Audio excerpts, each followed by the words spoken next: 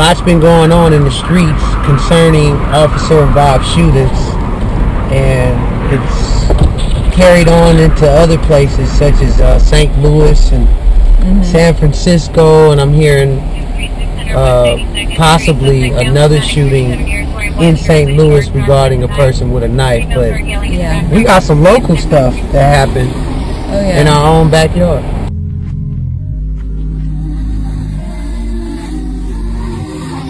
Over the spans like this, right? Okay. Over the spans, that's how you walk. The police pull up, they jump out. As soon as the police jump out, they rush him. One of them rush him over here to this corner over here. Next thing you know, they got him over here. They scuffle him up over in the corner. They fighting on, they scuffle him on the corner. And the other police jump on him, and then he on him too. Next down on here, shot. Boom! Then another shot. Boom! Another police officer, the other one that was with him say, shoot him. Then another shot. Bang! All right. It's kind of funny how, 1 week we're reporting on gangs and the next week we're reporting on the LAPD. I mean, when she says funny, she don't mean like laughing, like really, really weird. No, things can just turn around like that, and you'll have like several officer-involved shootings in a week. Right. We can begin with the shooting on 65th and Broadway. Right. Ezell Ford.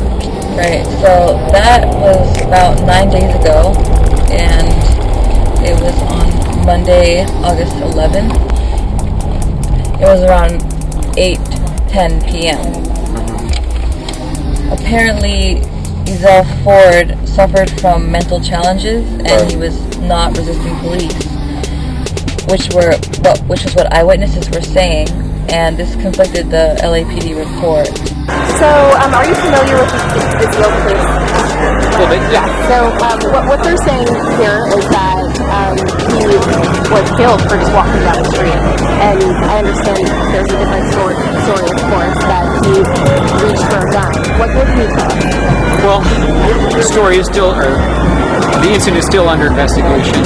Obviously there's different sides to this different story, but right now our Force Investigation Division are the folks that are doing that investigation. The Inspector General is also doing their own investigation out of the Inspector General's office for the Police Commission, and then the District Attorney's office in all these cases takes a look at it and does their own investigation. So there are really 3 investigations going on right now. It's very early stages, and we can't say that everybody here in the police department understands that it's a tragic situation. Whenever there's a loss of life, it's a tragic situation. So we just have to wait until the investigation gets completed and we can take a look at all the facts. Why is it that you continue, Officer Smith, to say the same things in the tradition of LAPD?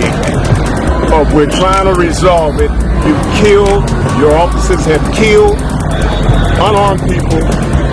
As far as I can remember, and I've been around 64 years. They're now conducting an investigation into what happened, because the circumstances under which Ezell Ford was shot and killed are very troubling and confusing.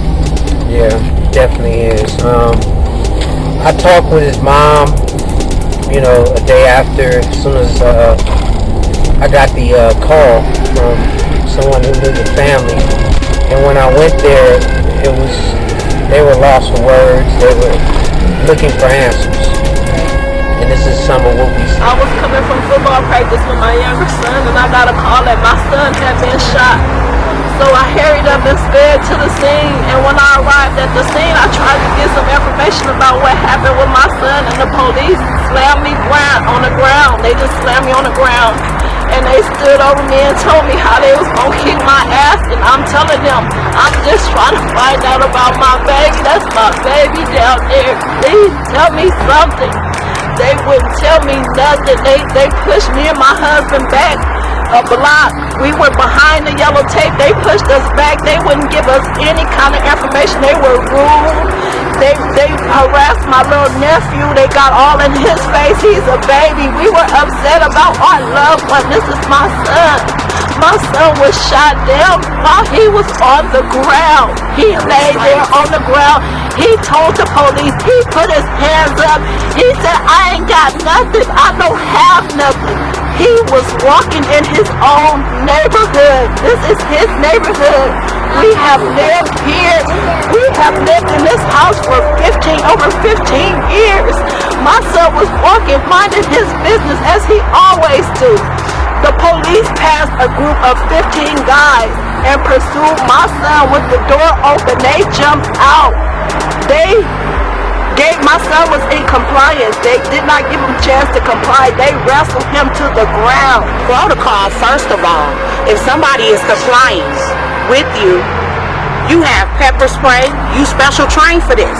You got pepper spray. You got a billy club. You have a taser. Well, what was the reason for pulling out bullets?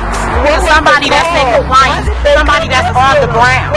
They're at fault here, and they try to cover it up. They wouldn't even let us on that side of the street, and then they taped it off, and then put the billy clubs down with all these kids out here and pull guns on us. They were trying to incite a riot. Of what happened. They were trying to incite a riot in this neighborhood. That's what they were doing. Raided their house. Yeah, that's what they do. They corrupted. They the real game members. Along with the situation and the plea, of course, for answers from the family, it sparked a protest, a mass protest through the streets. And there was an actual march to the police headquarters on 7th and Main.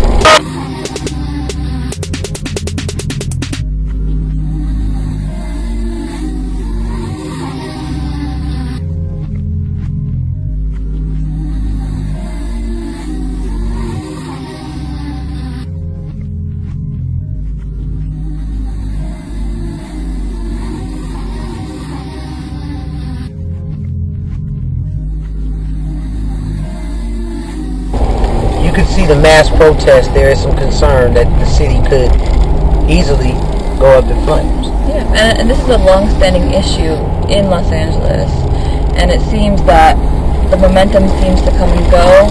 Right. So we wonder this time whether there will be some kind of action taken, there will be any changes legally. Then another meeting had to happen with on 51st and Broadway with Chief Beck, and it actually made headlines and now it became a national issue. The Ezell Ford case had Chief Beck had to come out personally and answer some questions from the community and community leaders. If anybody in this room, if all of the Black and Latino people sitting in this room had committed a minor crime, there wouldn't be wait for an investigation. They would be in jail, and then there would be an investigation. So my question is, when is this cop going to be made, indicted, and convicted? I'm thinking that Ezell's spirit is here now. And Ezell is basically saying that that officer who shot me needs to go to jail. I just want to say that if it was anybody else of color in this room, we would be in jail with no bail or very, very high bail. My brother, Ezell Ford, was special needs. And as a teacher, and I do work with students with special disabilities, it's obvious that the LAPD needs special training to handle people with special needs. So one of the rappers who's the cousin of Ezell, named Ceebo, he did a song entitled, F the Police. And I don't want to cuss, but basically it was a song that he decided to do because Ezell Ford is his cousin. And his concerns were pretty much expressed through the youth because they have a lot of energy. We don't want them happen to pick up a gun to get their words out. So he did a song, F the Police, because freedom of speech. Right. And he's trying to lead the youth to ask questions and vent their frustrations in another way with a better outlet. Right. I mean, I think it's very important for the youth to be aware of the past, the history between South LA and the LAPD, to be aware of their rights. A lot of the youth these days just don't really know what's allowed and what's not allowed, and it can make all the difference. Right. You know, you have the right to remain silent. You know, like you don't need to be subjecting yourself to searches that aren't warranted. Oh yeah. Kind of thing. Alright, Ceebo, what it do, man? What's happening? Alright, so where we at right now with just everything? You in the movement, is pushing, y'all turned up. Just heard about another shooting in the last hour. How real is this for you? I mean, honestly. It's real, you know, because what that means, look, all these people is out here right now. And when the people ain't putting their attention on the main thing, you feel me, they out here when the protests and everything is good, but the police don't care. They don't care about our protests. They're still killing people. You know, and that's crazy, but this all matters, you know. I love it. I love the momentum. I love it all, but I just hate the cause, you know. I just hate the reason. That's it. I love the momentum. I love the unity. I love everything, man. This is all good, you know. That's what's up. And you an elder, you looking at this from back in the 60s, what y'all used to do and how y'all protested and things like that. How different is this, like, from your days up till now? Do it seem the same? Do it seem like it's changing? And you got a story yourself to basically add to just now to firebombing along with all this. Well, it's no different. I mean, we all paintings and what happened.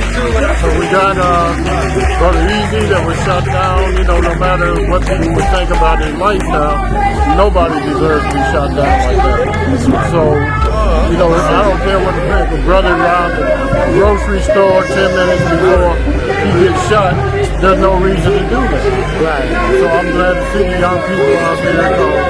This is their cross now. Right. And then also you can, you know, if there's an issue, even law enforcement tells you to go down and make a complaint or call for a supervisor to the scene.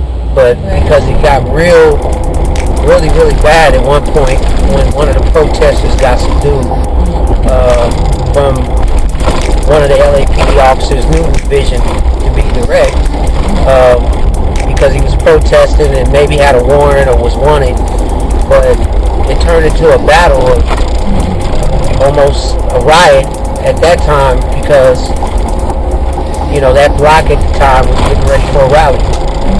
And a few of the protesters that came out witnessed the officer pretty much put his knee in the guy's back and haul him on off to jail.